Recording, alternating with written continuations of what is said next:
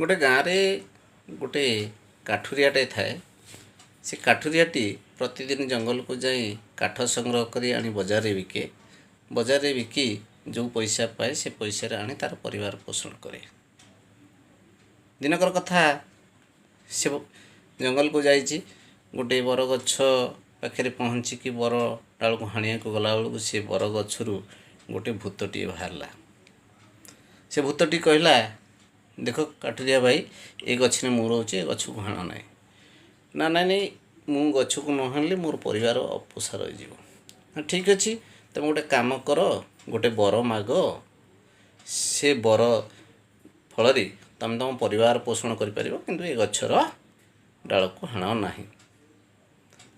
तापर सी कहला काठुरिया जे ठीक अच्छे मु जाऊँगी आम घर बुझीदे आसे, जहाँ कहे घरे मुझे बरटा मागिबी।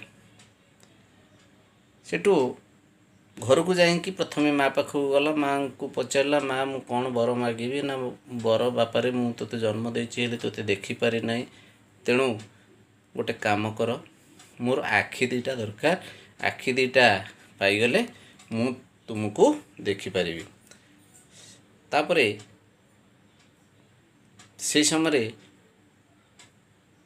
तांकर बापा आसी पहुँचले। बापा को कहले, बापा कौन बर मागी बोंतु ना।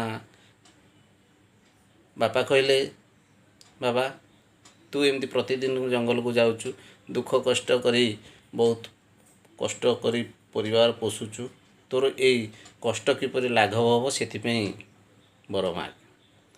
तापरे परे स्त्री पाखक जाई पचारते, स्त्री कहले जे आमे दीर्घ दिन हलाणी आमर बाघर हलाणी, आमर पिला छुआ नाई, तेणुक आमर पुओ झुआ मागंतु। से कथा भाभी भाभी जाई पहुँचला जंगल रे जे कौन मागिबी। भाभी भाभी भाभी भाभी तार निजर बुद्धि खर्च करी से भूत पाखे जाई पहुँची कहला, आज्ञा गोटे बर मोर दरकार।